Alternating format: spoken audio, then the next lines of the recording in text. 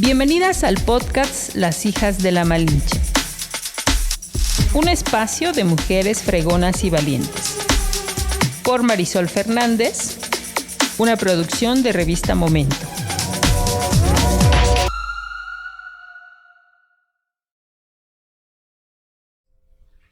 Hola, ¿cómo están? Pues les saludo una vez más desde nuestro estudio donde grabamos el podcast Las Hijas de la Malinche. Y la verdad es que estoy muy contenta porque este mes, como lo hemos venido manejando, tenemos a mujeres que trabajan desde el activismo, que trabajan desde organizaciones que hacen mucho trabajo por Tlaxcala, y yo de verdad les invito a que las escuchen, a que abramos nuestros oídos para saber todo el trabajo que vienen haciendo. Me da mucho gusto tener conmigo en este estudio a Alejandra Méndez Serrano. Y tengo el gusto de conocerla desde hace algunos años, pero les voy a platicar un poquito de ella. Buenos días, Ale. Primero Hola. te saludo. ¿Cómo estás? Hola Marisol, buenos días, muy bien, muchas gracias. Gracias por la invitación. No, gracias a ti por estar, pero bueno, vamos a dar una referencia de ella para que también puedan conocerla. Ella es originaria de Tlaxcala, licenciada en Administración Pública por la Facultad de Administración de la Benemérita Universidad Autónoma de Puebla, e integrante del Centro Fray Julián Garcés, Derechos Humanos y Desarrollo Local, AC, desde hace 19 años, donde actualmente es directora. Desde 2016 a la fecha ha tenido la representación institucional en diálogos con autoridades, academia, organizaciones de la sociedad civil y comunidades, para articular acciones enfocadas en la prevención de la trata de mujeres y niñas con fines de explotación sexual y avanzar acciones ante la devastación socioambiental que ha generado daños a la salud y a la vida comunitaria en las comunidades de la cuenca Atoyac-Zaguapan. Asimismo, se ha posicionado en espacios nacionales e internacionales como el Tribunal Latinoamericano del Agua, el Tribunal Permanente de los Pueblos, espacios de articulación en torno a los derechos humanos en Alemania, y desde diversas redes como la Red Nacional de Afectados Ambientales o las organizaciones de la Iniciativa Popular contra la Trata de Personas. Es integrante del equipo coordinador de la Pastoral Social de la Diócesis de Tlaxcala e integrante del Consejo Consultivo Asesor de la Comisión Episcopal para la Pastoral Social. Pues, bienvenida, Ale. Todo esto es parte de tu vida. Estoy leyendo desde los últimos 20 años, toda una vida conociendo desde dentro todo este trabajo que vienen haciendo. Te agradezco mucho por estar con nosotros. Muchas gracias Marisol, también muy a gusto de estar aquí. Muy bien. Pues antes de entrar en materia, yo quisiera mencionar que estamos y continuamos. Agradezco mucho a Hyundai que se suma con nosotros a formar parte de nuestras marcas que están patrocinando este programa. Hyundai Apizaco conmemora a las mujeres este mes y lo hace con increíbles promociones. Si estás pensando en cambiar de unidad, trae tu vehículo a Evaluar este 19 de marzo, de las 12 a las 2 p.m. y recibe un facial totalmente gratis. Recuerda que solo Hyundai te garantiza la mejor experiencia. Agenda tu cita por WhatsApp al 241-689-0310 y en Facebook encuéntranos como @Hyundai Apizaco. Muchísimas gracias, Hyundai, por acompañarnos en este proyecto de Las Hijas de la Malinche, un espacio para mujeres. Y bueno, Ale, pues ya me decías antes de iniciar que vienes del sur de nuestro estado. ¿Cómo fue tu niñez? Del surponiente. Del surponiente. Ahí del municipio de Nativitas, de la comunidad de San Rafael Tenanchica, concretamente. Mi niñez fue una niñez bonita, difícil también. Yo tengo 4 hermanos y 2 hermanas. Yo soy la mayor de las mujeres. Nací después de 3 hombres. Y luego nací yo, y luego nació otro hombre, y luego las 2 niñas. Entonces, mi posición familiar fue un poco difícil, porque pues fui criada en un ambiente tradicional, patriarcal, y eso siempre por un lado fue muy bonito porque con mis hermanos, sobre todo los hombres que son con los que más conviví, pues pudimos aprendí mucho de ellos, ellos aprendieron conmigo, crecimos juntos y nada, ¿no? Pues era muy inquieta de por sí, siempre fui muy inquieta y siempre fui muy cuestionadora con mi mamá y con mis hermanos y con mi papá y con todo el mundo, era muy cuestionadora. ¿Cómo qué tipo de cuestiones incomodaban a la familia? Pues siempre estamos,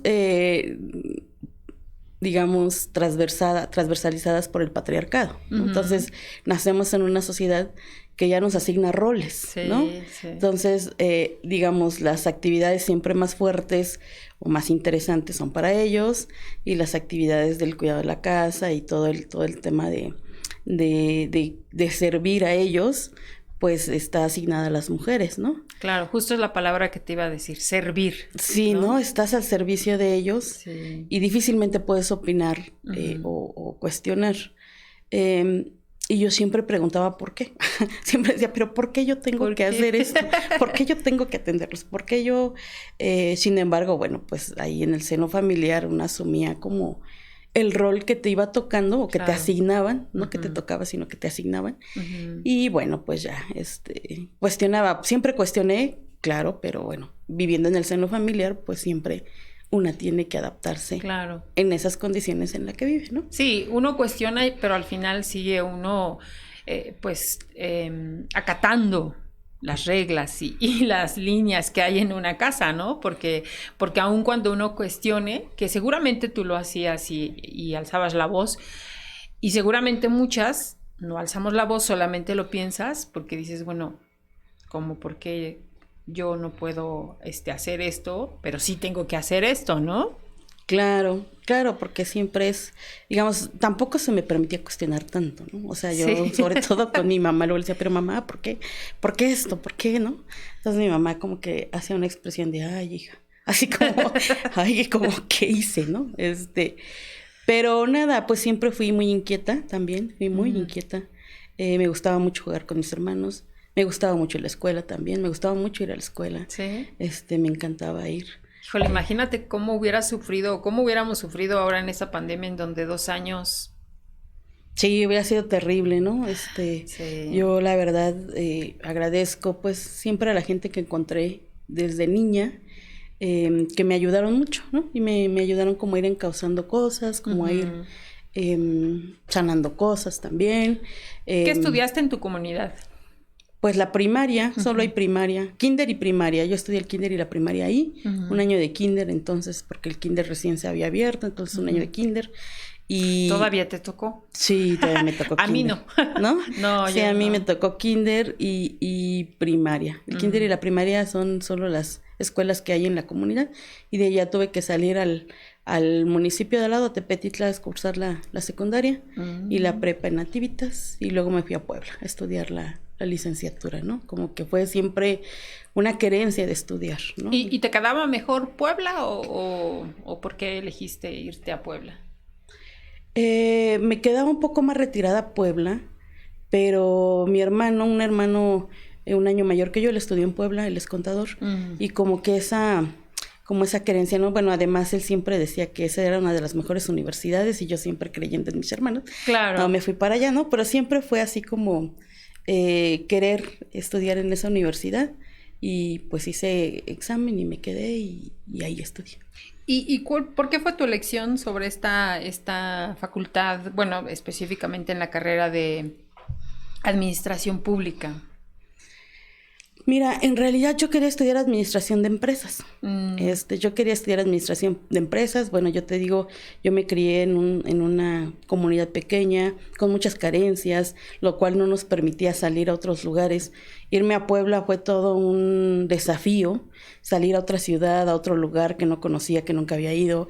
Entonces llegué, me formé en la fila ahí en el polideportivo, pasé a las mesas, la señorita que me atendió puso el código mal, en lugar de poner la E, puso la P, y yo no me di cuenta hasta que salí. Entonces, además la UAP siempre tiene un nivel impresionante de solicitudes para ingresar, entonces eran filas enormes. Yo quise volver a entrar para rectificar y me dijeron que no, que después en la carrera. Cuando yo llegué, pues es la misma facultad y pido mi cambio, me dicen no, no se puede, tienes que volver a hacer todo el trámite para volver a ingresar, ¿no? Entonces yo dije, ay, no, porque para mí fue una decisión difícil. Mi papá, en esta cuestión de los roles, pues las mujeres no deberían estudiar, ¿no? Y los hombres sí. Entonces no fue fácil para mí. Fue como lucharle mucho, trabajar mucho. Después de haber conseguido el lugar, pues era así como, ¿cómo voy a volver a hacer el trámite si me ha costado mucho llegar aquí? Entonces decidí seguirla. Dije, no, pues algo de interesante debe tener. Además, vi que era la administración pública, dije, bueno, es la acción del gobierno. Ingenuamente en ese entonces pensaba, pues no está tan mal, yo desde ahí puedo hacer muchas cosas, puedo ayudar, bueno, ya me veía yo haciendo muchas cosas en beneficio de la comunidad. Muy ingenua, ¿no? Una cosa bastante ingenua, porque claro, ya después te das cuenta que no es así de fácil. Y que no es, bueno, sí que es casi imposible realmente escalar de una forma honesta y en una cuestión de bien común para cualquier sector de la población vulnerada, pues es imposible, ¿no? Pero en ese momento dije, pues sí, me convencí, me gustó, me agradó y ahí me quedé. Ay, qué bueno. Oye, y obviamente afirmaste en el proceso de tu carrera que, bueno, pues había sido como la elección equivocada bien tomada. Sí, yo creo que, bueno, equivocada por la cuestión de la señorita, pero ya en el proceso de la carrera me gustó mucho.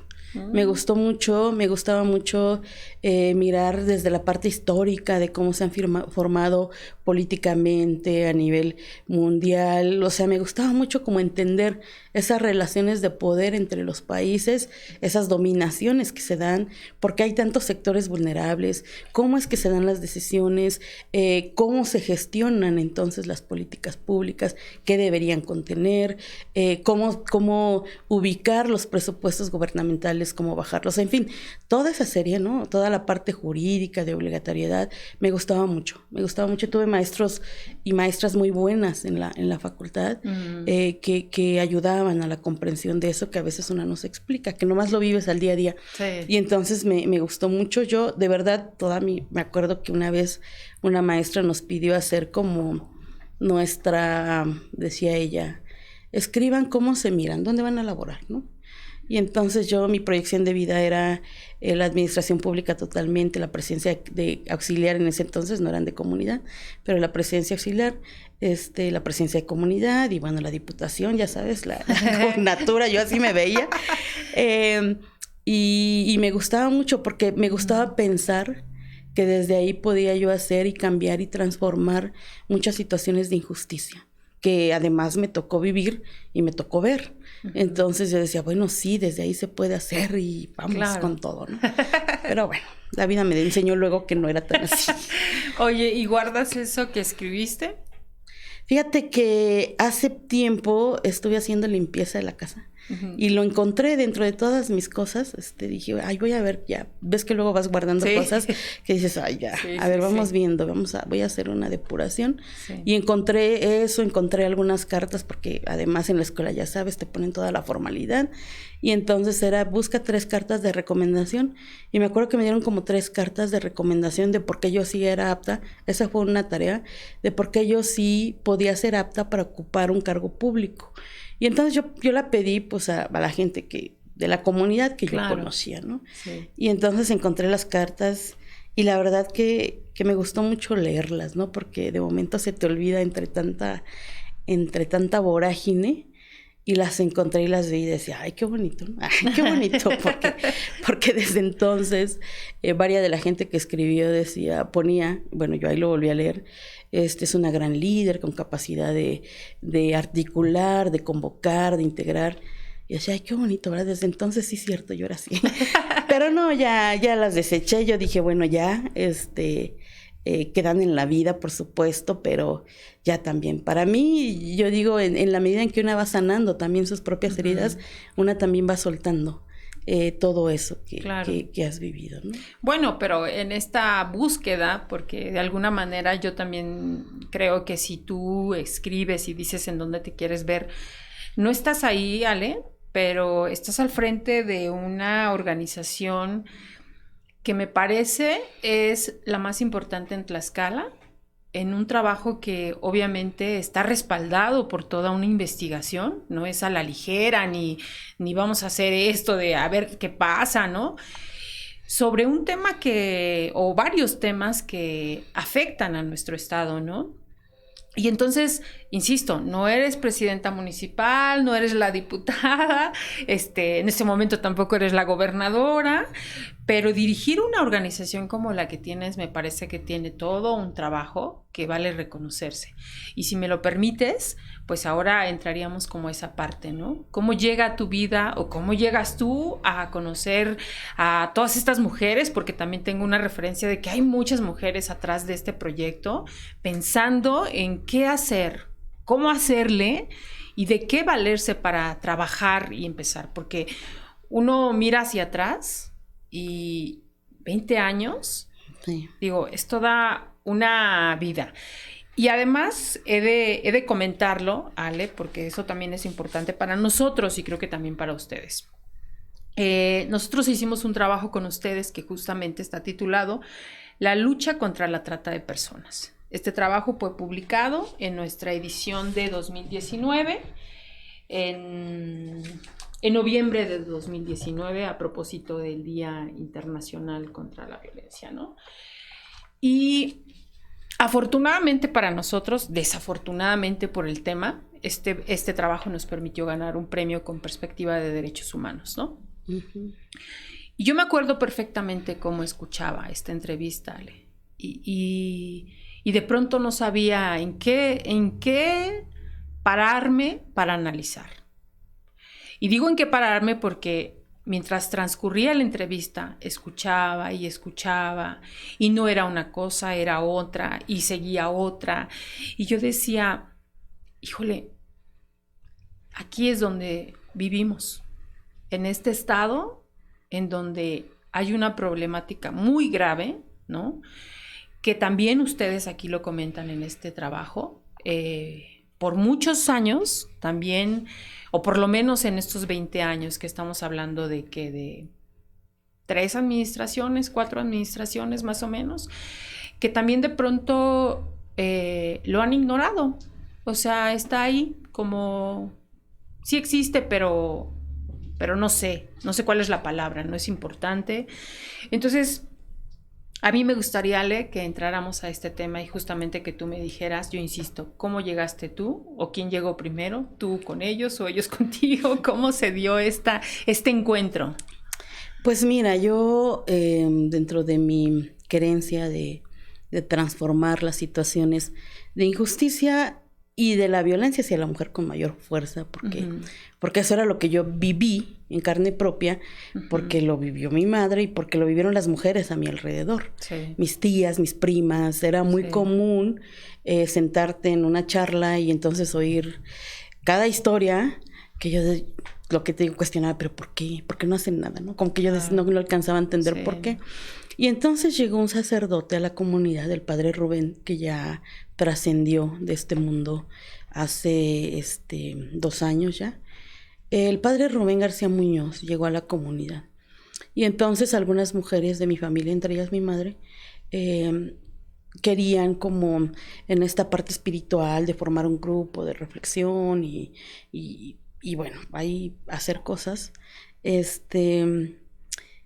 Digamos que una condición que le pusieron a mi mamá es que alguien de nosotras, sus hijas, la acompañara. Y realmente nosotras teníamos mucha, digamos, no era nuestro fuerte esos espacios. Pero yo dije, bueno, yo te acompaño, mamá. Y fuimos. Y entonces cuando yo llegué y pensé que el padre, pues iba a hablar de lo que uno conoce de la iglesia, ¿no? Uno conoce de la iglesia que es como una cuestión de sumisión y de aceptar las violencias porque Dios así lo quiso. Y yo decía, bueno, pues igual voy, me chutaré 1 hora de reflexión y ahí sí. Pero bueno, voy con mi mamá. Y no, o sea, cuando ya llega el padre, así en una reflexión, interpretación del evangelio era, para Dios es más agradable la dignidad de las personas, de las mujeres, de los hombres. Ahí se contaban muchas historias de violencia de las mujeres y el padre decía, pero ¿quién te obliga a estar? Y entonces las mujeres decían, es que es mi cruz. Y decía, ¿cuál cruz? ¿Quién te puso esa cruz? Y entonces decían así como que hasta quedaban viendo al padre como, o sea, no me va a decir que es mi cruz y que... Y entonces el padre decía, no, a ver, para Dios es más agradable la liberación de ustedes y la potenciación de ustedes, y si para eso hay que dejar al marido, hay que dejarlo. Porque si ahí te está violentando, eso no es agradable a Dios. Dios no quiere eso para ti. Dios es un padre de amor, es amoroso, y Él nunca va a tolerar ni a permitir ninguna situación de injusticia, de abuso y de pisoteo a la dignidad. Entonces, claro, yo me quedé, wow, ¿no? O sea, como que dije, uy, yo estaba en la universidad. Justo te iba a decir o a preguntar eso. O sea, en el momento que tú escuchas esto, que pareciera no estar presente en un discurso eclesiástico, ¿no? Porque también nos hemos encontrado como toda esta información que de pronto choca, ¿no? Sí, totalmente. ¿Qué sentiste? No, yo iba con una idea de decir, bueno, ¿qué me puede pasar? Que me digan que soy pecadora y que me voy a ir al infierno. Bueno, pues me lo chuto. Y cuando lo oí, yo así como que lo quedé viendo, dije, ¿en serio es el padre? Y ya, ¿no? O sea, a partir de ahí, pues claro que me interesó seguir yendo, porque él, además de la Biblia, que era el tema de formación permanente, además él acercaba varios textos de la teología de la liberación, textos de académicas, de científicos, que ayudaran, él decía, era en el método que hasta la fecha en el Fray Julián utilizamos, el ver, o sea, mirar la realidad, iluminarlo con algún texto bíblico o de la doctrina social de la Iglesia, pero también con textos científicos que ayuden a comprender esa realidad y luego el actuar, ¿qué vamos a hacer para transformar esto, no? Evaluar lo que estamos haciendo para luego celebrar los logros. Entonces, me latió muchísimo la forma como el padre abordaba. Yo estaba en la universidad. Antes, además, yo me había metido a hacer política, bueno, más que hacer política, a impulsar un proyecto de un partido político, porque mi aspiración sí era esa. No ganó, y entonces yo me vine a la parte a estos grupos de reflexión, y como que ahí el padre empezaba ya con un proceso de formación de cuáles eran los sistemas de dominación que hacían que las situaciones de injusticia concretas como las vivíamos, dónde se estaban tomando las decisiones en la élite mundial. Entonces, a mí me acuerdo que me mandaba y decía, bueno, a ver, tú vete a formar, va a haber un curso de teología política, vete a formar. Entonces yo me acuerdo que fui a uno. Y entonces se abordaba toda la parte de política económica y las decisiones mundiales, el G7, G20, el modelo económico. Entonces estaba bien padrísimo, porque además era mirar ahí sí la historia de salvación y lo que Dios quiere desde otra mirada totalmente, sí, claro, ¿no? Y entonces yo decía, pues está poniéndonos en otro escenario, ¿no? Totalmente, o sea, en un escenario de dignidad de personas, de pueblos, de comunidades, de respeto, de valor y de que cualquiera puede realizarse plenamente si quiere. O sea, que Dios nos dotó, él siempre nos decía, Dios nos dotó a todas y a todos de dignidad, de pensamiento, de corazón. Tú decides si decides desarrollarte plenamente o los escondes. Él decía, son tus talentos. Tú decides esconderlos o decides potenciarlos. Así nos decía a todas las personas que íbamos. Y decía, pero Dios no quiere la injusticia jamás. Dios no es un Dios caprichoso. Dios es un Dios de amor. Eso ténganlo siempre claro. Y un Dios de amor significa que te va a respetar y te va a dotar de las capacidades y te va a respetar en la decisión que te quieras. Te deja tan libre que tú, en tanto que eres imagen y semejanza de Dios, puedes potenciar todas esas habilidades.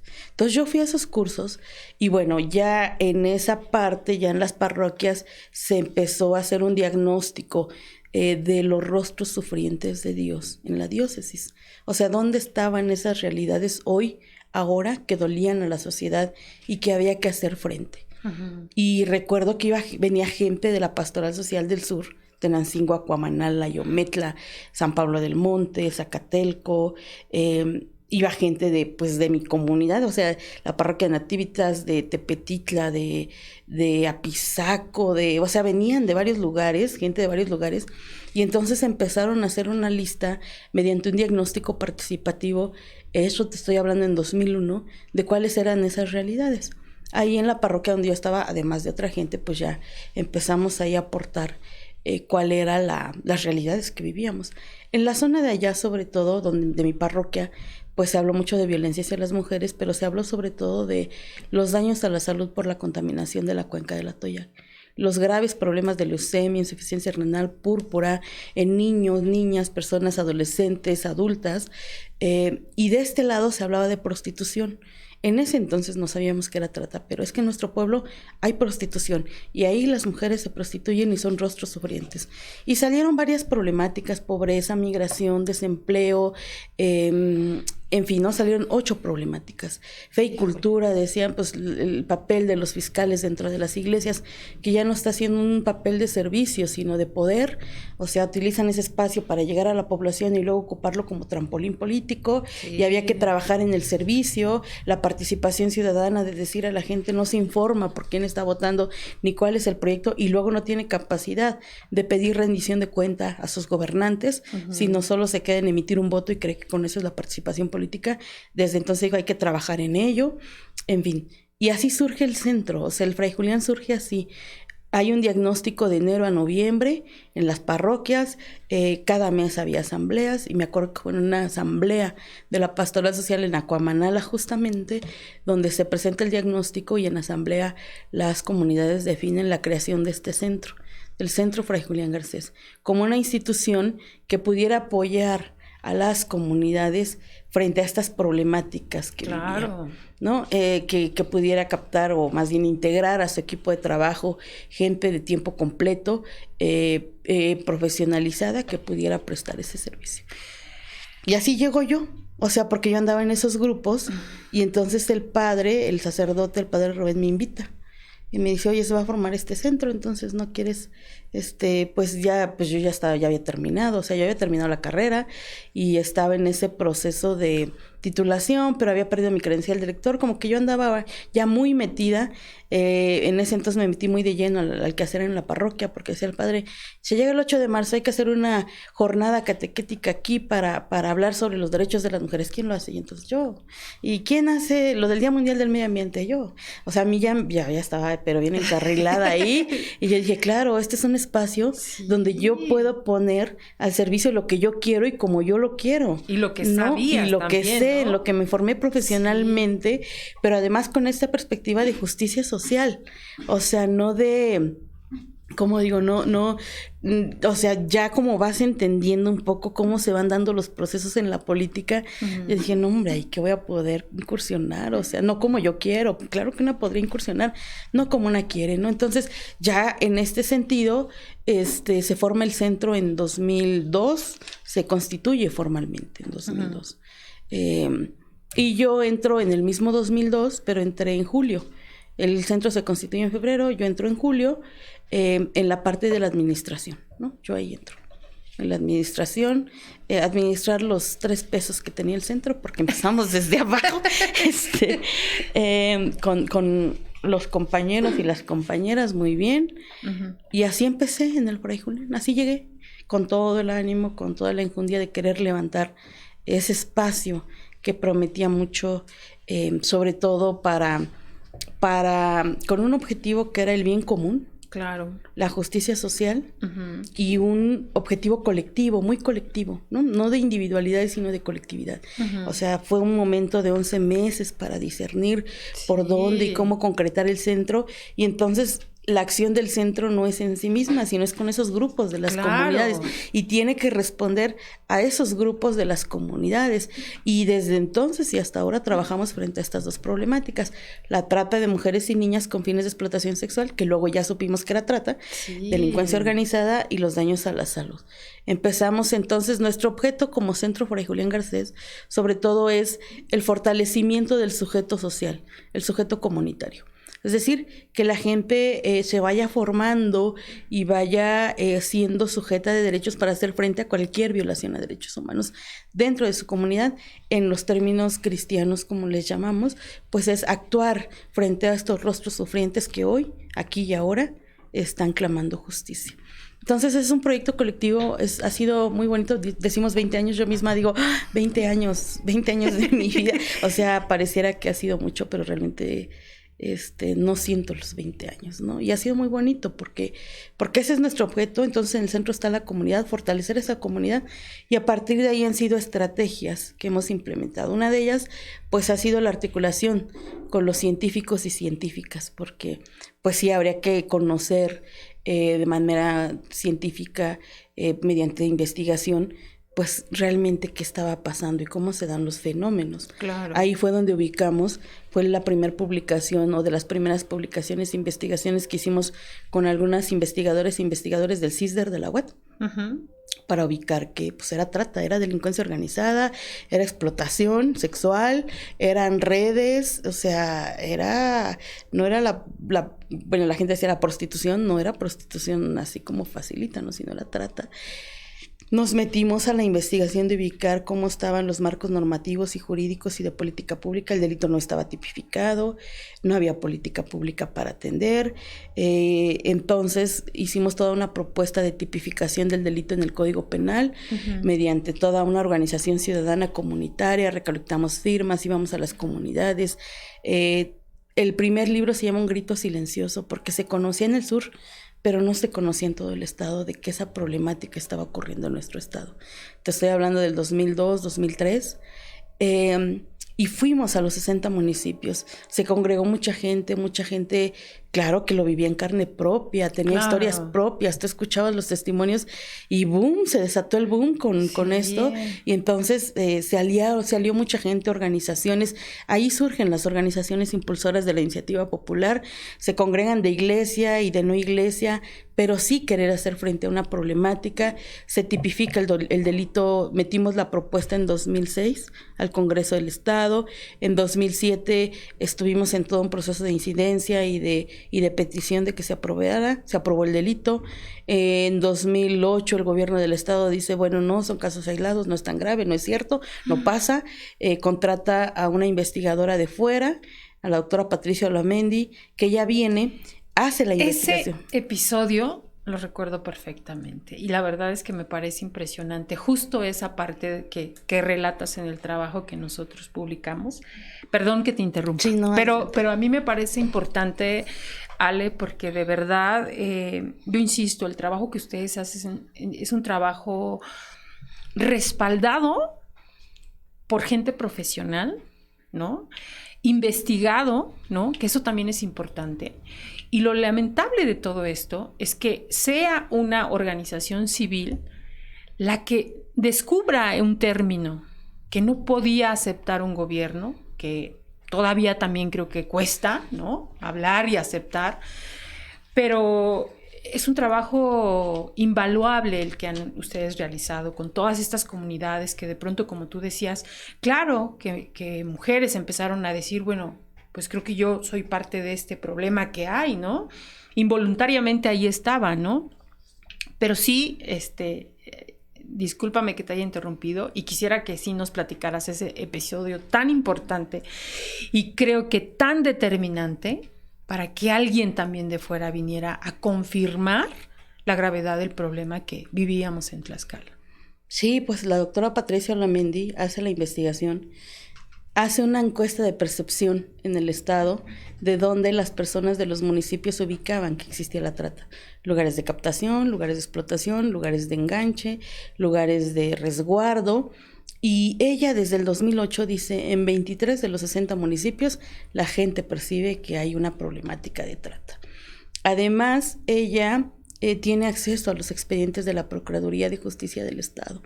Y ella dice, es gravísimo, porque las mujeres dieron nombres de tratantes, direcciones de tratantes, lugares de explotación, rutas para la explotación, lugares de resguardo, y la Procuraduría lo dejó solo en actas circunstanciadas, ni siquiera empezó una averiguación previa. Cuando estaba configurado el delito, para hacer la averiguación previa y peor aún, yo digo, peor aún, o sea, a las mujeres las regresaron a su casa sin ninguna protección, sin ninguna protección. Decía ella misma, esas mujeres yo creo que no viven. Ya no viven porque, claro, los tratantes saben dónde están. Claro. Y por supuesto que fueron a poner la denuncia y sin ningún resguardo, ninguna protección. O sea, ella misma decía, es gravísimo. Cuando ella empezó a hacer la investigación, nos vino a preguntar pues lo que sabíamos.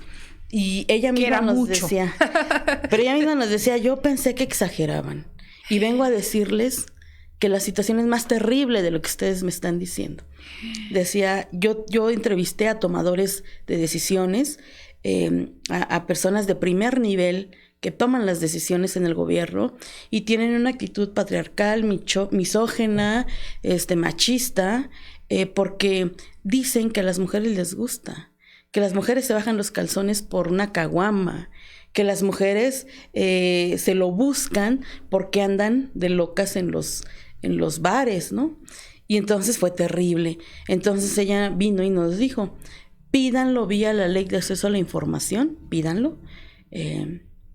Y si no se los dan, me invitan a un foro, yo vengo y lo hago. Y efectivamente lo pedimos y claro, el gobierno en turno se reservó la información y entonces la invitamos a un foro y ella vino a denunciar. Ella dice, no me importa, aunque yo haya firmado una cláusula de confidencialidad, no me importa porque esto está terrible. Claro. Y claro que reafirmó y entonces al gobierno no le quedó otra más que decir, bueno, sí, está bien. Y entonces a ella misma la contrató para hacer la ley, una propuesta de ley, que fue con aporte también de la sociedad civil en este conocimiento que hemos venido adquiriendo de poder también insertar algunas cuestiones dentro de la ley. Se aprobó la ley. La ley contempla la creación de un consejo estatal como el órgano que tiene la facultad de implementar política pública para atender esta problemática. Preside la Secretaría de Gobierno, pero la integran 9 instituciones gubernamentales del Poder Ejecutivo, además del Tribunal Superior de Justicia y algunos otros entes que el mismo consejo quiere invitar. Y además de la participación de 5 organizaciones de la sociedad civil. Nos invitan a participar, además a otras 4 organizaciones que venían dentro de las organizaciones impulsoras de la iniciativa popular, nos invitan a ser parte del consejo. Nosotras en un primer momento como centro dijimos, no, los consejos consultivos siempre sirven, es como mucho esfuerzo y realmente sirven para simular y avalar cosas. Pero claro, como no somos en nosotras mismas, trajimos la consulta con los grupos comunitarios y ahí se dio una discusión bastante enriquecedora y decidieron que sí teníamos que participar en el consejo, que deberíamos ir porque era un espacio ciudadano ganado y porque teníamos que hacer presencia y voz. Y bueno, pues nos dieron el mandato y fuimos al consejo. Pusimos sobre la mesa y bueno, y siempre ha habido una cerrazón tristemente gubernamental. Creo que el Estado y el Estado, el gobierno más bien, quienes de manera, no importa el partido que quede, no importa la administración que quede, la actitud es la misma permanentemente. O sea, tenemos gobiernos que siguen estando en una cultura machista, que siguen estando en una cultura misógena, que son en gobiernos proxenetas, le hemos dicho así, porque permiten que la problemática continúe, ¿no? Y los testimonios son aterradores, son mujeres, niñas que tienen 12 o 13 años, que de un día para otro ya tienen 19 con documentación falsa, que son obligadas a tener hasta 30 o 40 relaciones sexuales por día, que en el mecanismo de enganche pues funciona el enamoramiento, pero a veces cuando las mujeres quieren salir simplemente son golpeadas, amenazadas con sus hijos, con sus familiares. O sea, realmente es un modus operandi terrible que desde el 2004, cuando se dio el primer caso en Tlaxcala con la familia Carreto, y hace días recientemente que salió la sentencia de los Meléndez Rojas en Nueva York, miras el modus operandi y es el mismo.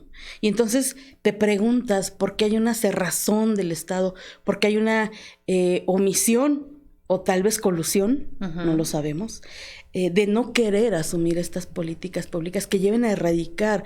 Para nosotras hemos visto que la atención es muy importante, pero tiene que haber prevención. Claro. Llegar a la trata es una forma extrema de violencia. Antes de llegar a la trata, se permitieron muchas violencias hacia las mujeres.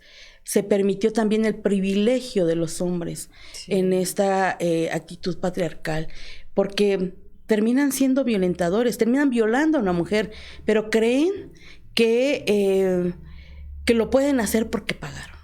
Entonces, justo esto que te hablaba hace rato de entender cómo el sistema económico nos cosifica a todos, nos pone como cosas y no como personas, como cosas que pueden dar una ganancia, y entonces las mujeres se cosifican, y en la medida, no importa si tienen 30 o 40 relaciones sexuales, no importa si están en su periodo menstrual porque las obligan a ponerse esponjas con vinagre para que puedan seguir en ese negocio, entonces no importa, porque lo que importa es la ganancia.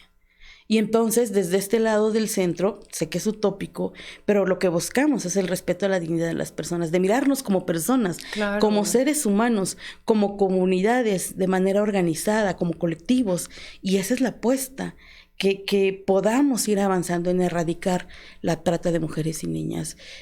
Con los científicos y científicas hemos logrado avanzar en la comprensión de cómo se da el fenómeno, y hemos construido propuestas de política pública que lleven a atender esta realidad local en Tlaxcala. Aquí estamos hablando de proxenetas que educan a sus hijos proxenetas y de una producción de proxenetas, ¿no? Entonces, hay que atender eso. Nosotras hicimos un modelo educativo para trabajar en escuelas, porque en escuelas secundarias, y creemos que se debe impulsar una política educativa que lleve a erradicar esta problemática. Hay que trabajar las violencias de todos y de todas, y hay que resignificar el sentido de ser hombre, ¿no? Hay que trabajar mucho las masculinidades alternas, de construir eso en lo que se ha ido construyendo en el patriarcado, de esos privilegios, de construirlo para empezar nuevas relaciones con ellas. En la secundaria se está formando la personalidad, y es cuando las chicas son muy vulnerables a ser captadas por las redes de trata, y ellos también, para ser parte de las redes o para empezar a consumir cuerpos. Claro. ¿No? Y es importantísimo. Llevamos 6 años piloteando ese modelo educativo, y estamos en diálogos ahora con la nueva administración, una vez más, para ver o para implementar un programa educativo desde el nivel kinder hasta el nivel universitario. No solo con los y las estudiantes, sino con los padres y madres de familia, con los maestros y maestras, sí, con todos ellos. ¿Por qué?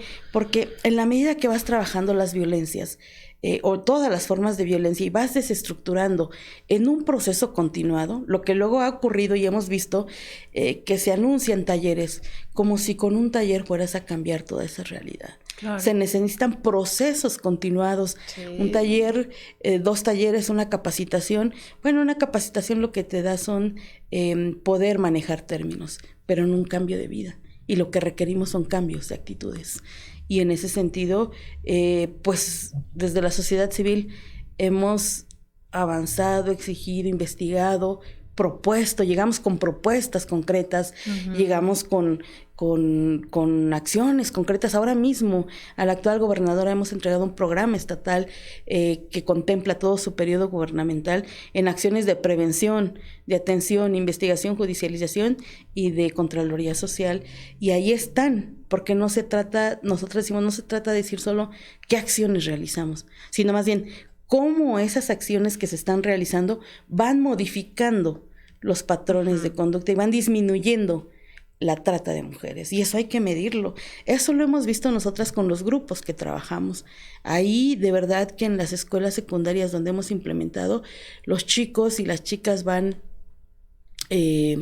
ubicando las violencias y se van ya incluso como rigiendo entre ellos, ¿no? Y entre ellas, es decir, eso es violencia, cálmala. Sí. Pero es un proceso de los 3 años de secundaria. Hay que hablar de procesos de largo aliento. De lo contrario, híjole, para nosotras es una simulación y es terrible, porque claro, eso le toca al gobierno. Y vemos que luego está más preocupada por la imagen, y entonces salen a decir discursos muy bonitos, pero no están atendiendo una realidad y una problemática que es muy dolorosa para muchas mujeres, pero para la sociedad tlaxcalteca en general. Yo no quiero imaginar, Ale, justo en estos 20 años, ¿Cómo han llegado ustedes a salvar a algunas mujeres? Pero como tú dices, a muchas que ni siquiera, como decía la doctora, seguramente viven. Y tuvieron que perderse, ¿no? Por toda esta realidad de violencia que hay en Tlaxcala, ¿no? No podemos decir que no existe, cuando justamente, como tú dices, en todo este trabajo que ustedes han detectado y que han trabajado, miran y observan. Y son la gente la que les dice, efectivamente, esto está pasando aquí. O sea, ustedes no están inventando nada, ¿no? No, yo creo que hay investigación ya hay mucha. O sea, nosotros iniciamos en el 2002, 2003, ¿no? A hoy, investigación hay mucha. O sea, aquí mismo, Ishel Iglesias, Oscar Montiel han ido documentando por años cómo es esa realidad. Lo segundo es que nosotros no atendemos, nosotras prevenimos, no atendemos a víctimas. Nosotros lo que hacemos es prevención de la trata. Pero por supuesto que nos ha tocado también escuchar varios testimonios que de verdad una se pregunta, ¿cómo estamos como humanidad? ¿Cómo es posible que los hombres lleguen a pagar y sentirse con el derecho de violar a una mujer porque pagaron un dinero? Es violación y hay que desenmascararlo.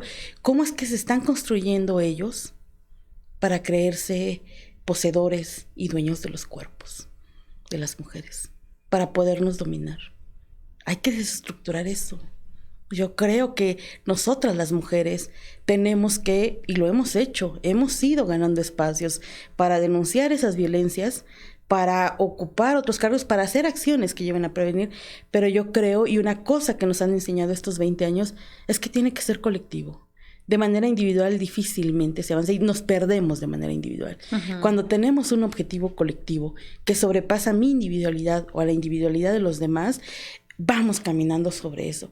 Y yo te he de decir, una llega, como te digo, con la ingenuidad y muy enjundiosa. No está mal, hay que hacerlo. Sí. Pero te vas dando cuenta también cómo hay que ir afinando también. Sí. Y hay que ir metiendo y picando y proponiendo. Y entonces hay que sentarse a construir las propuestas y a decir, a ver, no me vengas a decir que las maravillas del mundo.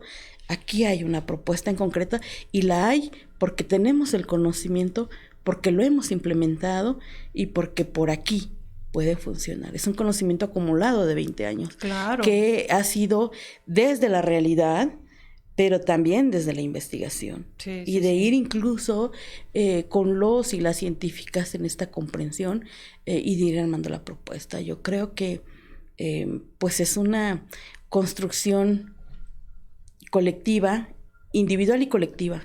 Eso que vas viviendo ahí te va pegando, te va permeando, te va haciendo ver también cuáles son tus estructuras patriarcales en las que te has construido y que hay que deconstruir y edificar nuevamente, y cómo eso llega a la colectividad y la colectividad te va avanzando, es un ir y venir. Yo creo que eso ha sido de las cosas más bonitas en este proceso.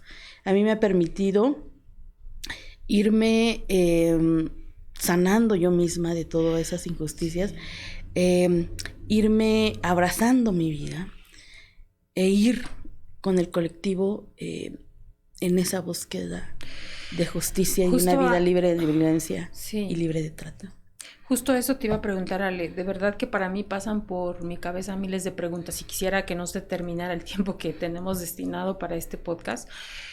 Pero si bien es cierto que tú precisas que Fray Julián no atiende a víctimas, como un pequeño paréntesis, porque esto también es importante, que de aquí surge el colectivo Mujer y Utopía, ¿no? Que había esta necesidad de qué hacemos para contener y para atender, ¿no? Y entonces ahí está, que me parece también es una de las instituciones con mayor credibilidad que hay en el Estado, con mucho trabajo, ya especializada justamente en atender a las mujeres, ¿no? Y a mí me gustaría también, Ale, preguntarte si en algún momento de estos 20 años hay algo que realmente a ti te haya quebrado y que hayas dicho, no puede ser que esto esté pasando. Y que también te hayas dicho, porque yo no sé si también en este trabajo seguramente dices, ya no puedo. O cómo le hago para continuar. porque finalmente es un trabajo que no tienen una asignación de recurso de decir, como una institución pública en donde dices, bueno, mi asignación en este año es de tanto. Ustedes no lo tienen. No lo tenemos. Gestionamos nuestros recursos y realmente es como conjuntar los esfuerzos de todos y de todas, entender que todos y todas podemos aportar algo. Y ahí vamos, desde las comunidades que ponen a disposición el salón, la galleta, la copia, es un esfuerzo colectivo, ¿no? Yo recuerdo al inicio cómo los sacerdotes llegaban a veces con alguna limosna y los centavitos andar contando. O sea, ha sido un esfuerzo así colectivo, muy bonito. O sea, yo creo que ha habido varios momentos difíciles en el centro, pero se soporta porque no, te vuelvo a repetir, no soy yo en la individualidad. Ahorita estoy en un cargo específico, que es la dirección, y es ir coordinando todos los trabajos del centro. Pero somos una colectividad, y la colectividad lo que hace es que no te pierdas, que te sostiene, que te alimenta, que te motiva. Cuando a veces tú dices, a ver, espérame, ya me cansé, ya me cansé, te motivan a continuar y a seguir. No solo quienes integramos el equipo del Fray Julián, las comunidades con las que vamos. Yo de verdad, estando en la dirección, es muy poco el trabajo comunitario que puedo hacer, pero lo procuro, porque ahí es donde me vuelve a alimentar la esperanza. Claro, oír los testimonios de mujeres violentadas, de mujeres que sufren violencias muy fuertes, de enfermos por cáncer, por la contaminación de la cuenca, es terrible, pero al mismo tiempo es el impulso para decir no podemos seguir permitiendo esta realidad. Tenemos que seguir trabajando y ahí sí, poner mente y corazón y todo nuestro ser para aportar en eso, ¿no? Para decir, esto que yo estoy haciendo, este granito de arena que estoy aportando servirá de algo. En este momento, en esta coyuntura, en esta historia, está sirviendo para esto. Sé que cuando yo me muera, espero que no sea pronto, pero no sabemos, pero sé que cuando yo me muera, no voy a transformar la realidad de trata, no, por lo menos no la voy a erradicar, ¿no? Porque hay un montón de factores. Claro. Pero sé que contribuí y sé que quien viene atrás podrá decir hay esperanza y hay posibilidad de que esto pueda cambiar y esto pueda transformar. Y eso es lo que nos sostiene. Eso es lo que nos sostiene, el proyecto colectivo y el bien común. La búsqueda de ese bien común y de volver a resignificarnos como personas y no como objetos de valor, ¿no? Entonces, pues sí, en este tiempo siempre es complicado desde en lo individual, desde la deconstrucción en la que fuimos formadas por el patriarcado. Sí. Eso es difícil, eso a veces duele, pero el resurgimiento en que realmente las mujeres tenemos derecho, podemos vivir libres de violencia y queremos aportar ahí. Entonces, en lo colectivo, por supuesto que ha habido momentos difíciles, pero como te digo, el colectivo es el que nos sostiene y nos lleva. Ale, ¿qué viene? Nos queda poco tiempo y me gustaría no dejar de hacer las preguntas que tenemos aquí de nuestras, ya tradicional, como en la parte final de cartas. ¿Qué hay este año en Fray Julián? ¿En qué están trabajando? Digo, yo sé que trabajan en mucho, pero ¿hay algo en específico en lo que estén como una meta muy específica? Este año, en el tema de trata, estamos dialogando ahora con la Secretaría de Educación Pública para firmar un convenio y poder construir un programa educativo, que la Secretaría de Educación Pública integre un programa educativo con perspectiva de género y para trabajar temas sobre trata, violencias y la trata como una forma extrema. Estamos en diálogos con eso y este año queremos caminar e impulsar por ahí esa incidencia. Y en el tema ambiental, estamos sentadas en una mesa que se llama Grupo de Coordinación Interinstitucional con la Secretaría de Salud, la Federal, la Secretaría de Medio Ambiente, el Consejo Nacional de Ciencia y Tecnología, CONACYT. Estamos sentadas ahí para armar un programa integral de saneamiento para la cuenca. Este año queremos avanzar por ahí. Se nos han también aprobado 2 convocatorias del CONACYT, del Programa Nacional, los Programas Nacionales Estratégicos, con un equipo de científicos y científicas, abogados, antropólogos, biólogos, ingenieros, ingenieros, agroecólogos, en fin, es un grupo multidisciplinario y con conocimiento de las comunidades implementar esos proyectos para un saneamiento de la cuenca. Este año y los 3 años próximos por ahí seguiremos caminando. La querencia es alcanzar la justicia social y ambiental y en todo el trabajo, por supuesto, seguir fortaleciendo a las comunidades. Nosotras sí creemos que el cambio va a ser posible cuando viene desde las comunidades. Claro. Porque se pueden asumir marcos jurídicos, marcos normativos, pero si no hay una comunidad que conozca y que exija que eso se cumpla, difícilmente puede aterrizarse. Entonces, por ahí estamos este año. Pues cumplimos 20 años, el 17 de mayo, el 17 de mayo estaremos ya invitándoles a la presentación de nuestro informe de actividades como cada año y bueno, pues eso sigue, ¿no? Seguir profesionalizándolos nosotras y nosotros, pero desde ese sentido muy humano. Pues te parece, Ale, que igual y dejemos pendiente una siguiente podcast contigo, que me parece que también en el tema ambiental, bueno, pues nos llevaríamos otra hora completamente, porque me parece que también es un tema de urgencia, ¿no? Y que también es importante que se mire y que se atienda, ¿no? Es la única manera, como tú dices, de poder conocer el problema, pero además de conocerlo, saber y atacarlo, ¿no? Y como tú dices, desde las comunidades. Así es que, si me lo permites, pues dejaremos pendiente otra charla para que nos enfoquemos en esa área que es totalmente distinta y que, si no mal recuerdo, justamente en la entrevista que hicimos en aquel noviembre, o que ha de haber sido por octubre, seguramente, pues también tuvimos que dividir el trabajo para publicarlo en 2 partes, porque son 2 temas totalmente distintos, pero que tienen una urgencia en Tlaxcala muy importante, ¿no? Entonces, la verdad es que para mí, Ale, de verdad, yo creo que tu mirada, el que una mujer esté al frente de una organización o de una asociación como es Fray Julián, me parece que también permite tener esta mirada, este trabajo que están haciendo.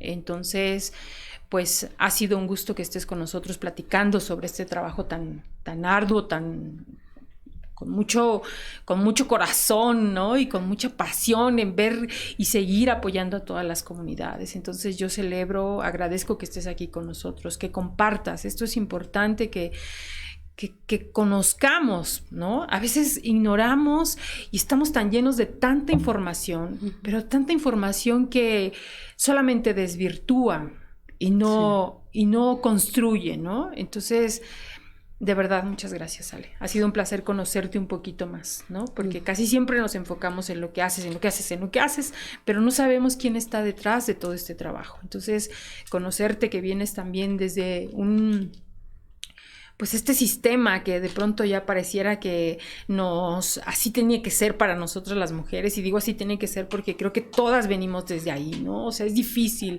encontrar a alguien que te diga, ay, no, pues no, yo siempre pude hacer lo que yo quise. Creo que no. Creo que es complicado escucharlo, ¿no?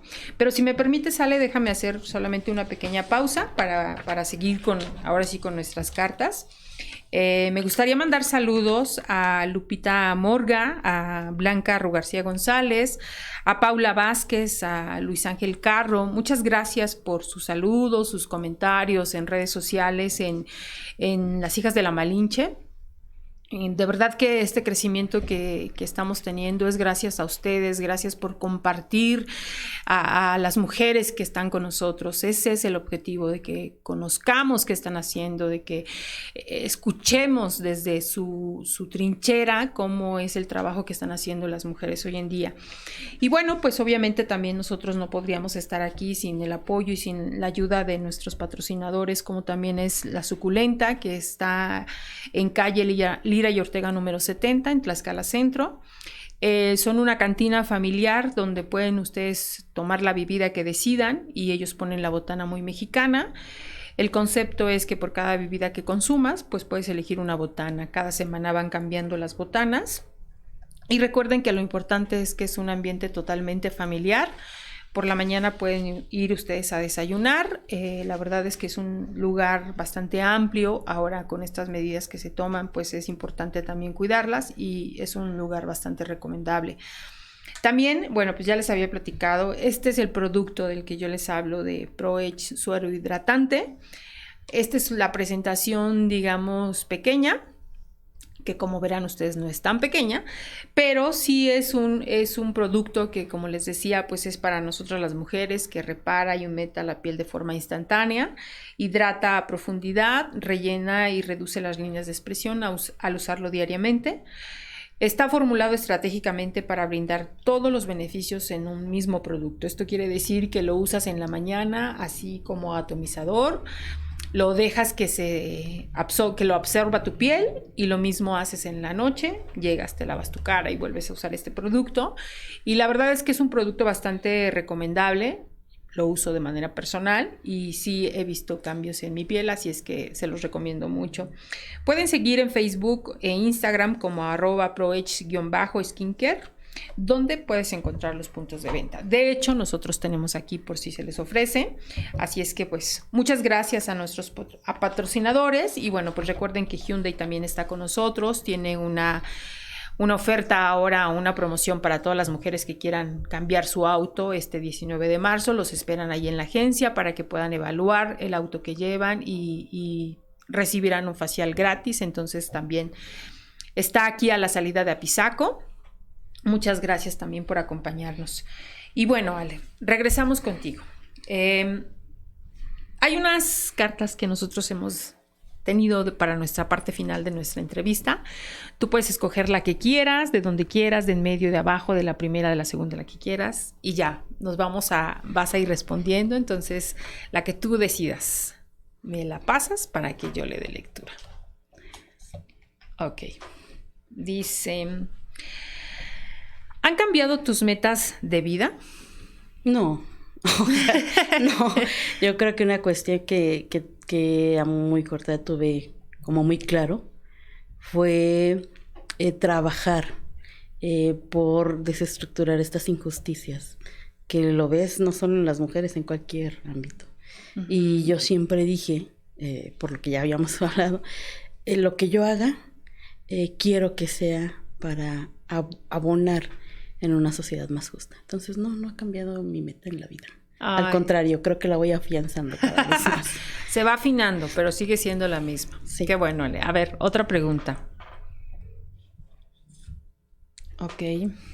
Dice, ¿has tenido que sacar a alguien de tu vida? ¿Y por qué? Híjole. Pues yo creo que ha habido personas que he tenido que sacar de mi vida porque justamente por esto, porque no abonan en un proceso de construcción y de liberación, digamos, de una vivencia libre de violencia, ¿no? Entonces, sí ha habido personas que una dice, bueno, ya, gracias a Dios, ¿no? Porque no te ayudan en ese proceso en el que vas creyendo. Yo creo que uh-huh. Las personas también que están a tu alrededor es porque apuestan y creen en eso mismo que tú vas construyendo. Y aquellas que no, pues se alejan, ¿no? Se alejan y también una dice, bueno, ya hasta aquí, de aquí vamos poniendo distancia porque no estamos coincidiendo en esto en lo que estamos creyendo, ¿no? Claro.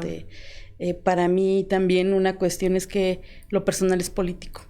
Y siempre lo tengo muy claro.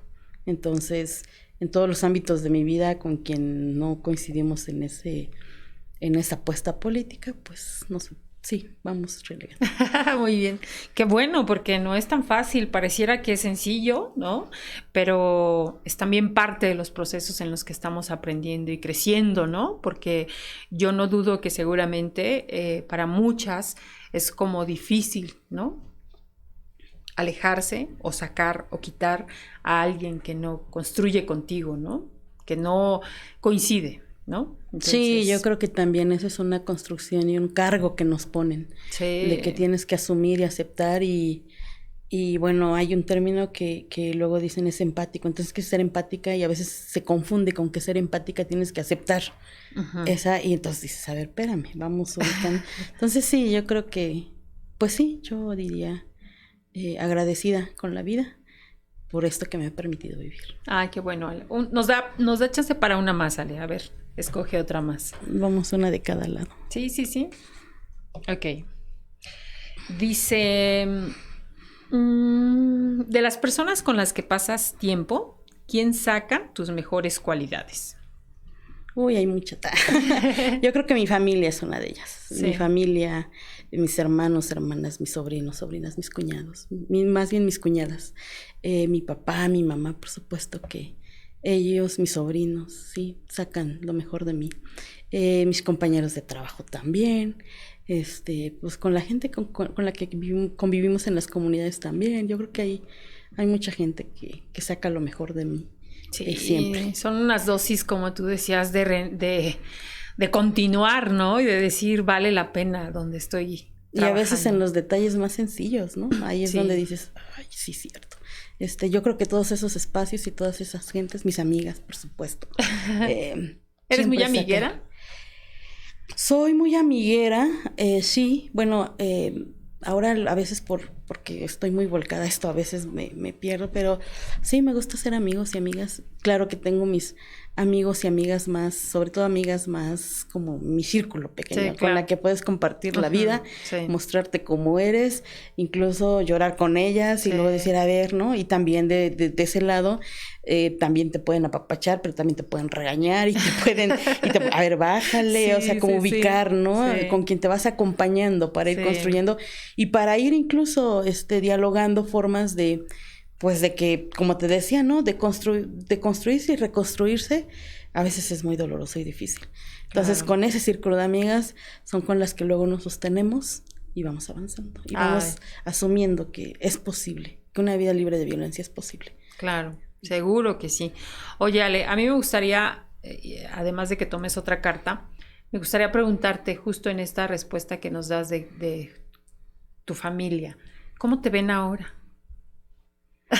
Pues mira, yo creo que hubo un tiempo en que me recriminaban mucho, ¿no? Como, ¿por qué estás en eso? O sea, como, ¿por qué, sí, como de decir, oye, esta hermana salió loca. O sea, como que no es media normal.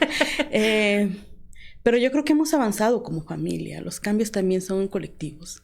Y esta insistencia, y bueno, ahora cada vez, digo, en su momento yo solo cuestionaba y reclamaba sin tener muchos conceptos que ahora tengo, que la vida y el centro Fray Julián Garcés me ha permitido ir profundizando teóricamente y decir, claro, entonces yo eso lo comparto, 20 años después, pues claro que ya...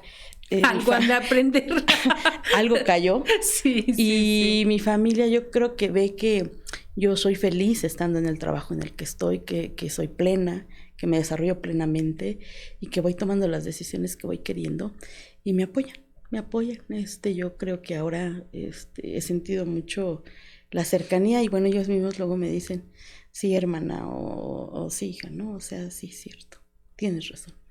La vida pues va haciendo justicia y va mostrando, pero ha sido como te decía, no es sí ir transformando, pero también en colectivo, colectivo y acuerpada ahí.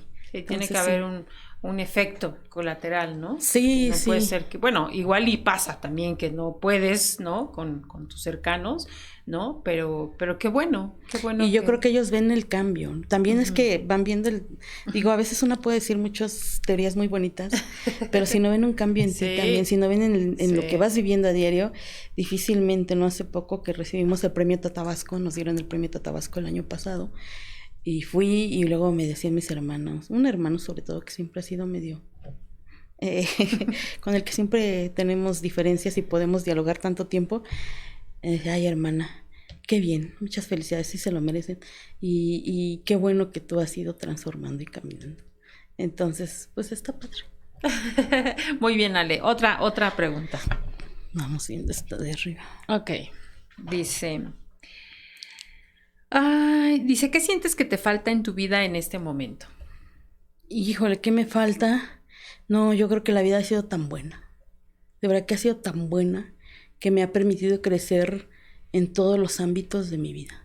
Me ha permitido transformar situaciones, reconciliarme con situaciones, abrazar mi vida, y caminar. Yo diría, hace poco alguien me decía, si pudieras cambiar algo de tu vida, ¿qué sería? Y yo digo nada, ni un ápice, porque yo creo que lo que soy ahora quien soy ahora, es por eso que viví. Sí. Y entonces, yo creo que ahorita nada. Yo me siento muy plena, muy feliz, muy contenta de estar y hacer lo que hago, en donde he apostado. Y yo diría que, híjole, a lo mejor estoy siendo muy, muy egoísta, pero siento que no me falta nada. Ay, qué bueno. Ojalá, Ale, que muchas mujeres vayamos en ese camino, en decir eso. No me falta nada, estoy bien, no necesito pues nada, o sea, pero sentirse en esta plenitud, la verdad que es un trabajo, ¿no? Es un trabajo. Tampoco es de, ay, sí, pues ella está bien porque es directora del Fray Julián. No. O sea, es un trabajo, ¿no? Entonces, pues de verdad que yo muy agradecida, Ale, por coincidir contigo, por coincidir en el trabajo con la revista desde hace algunos años también. Celebro todo el trabajo que ustedes hacen porque seguramente sin todo este trabajo que hemos escuchado y que nos podríamos pasar otra hora sin problema hablando y siendo más específicas en cada punto, ¿no? Sí. Muchas gracias. Gracias por todo el trabajo que hacen. Seguramente mucha gente está siendo beneficiada con toda esta información que ustedes bajan, ¿no? Bajan a las comunidades, impactan a las comunidades. El trabajo con la parte educativa, ojalá que sí se logre, sería algo extraordinario, porque yo sí también creo que en la educación está carente de muchas cosas, de muchas. O sea, hay tantas materias tan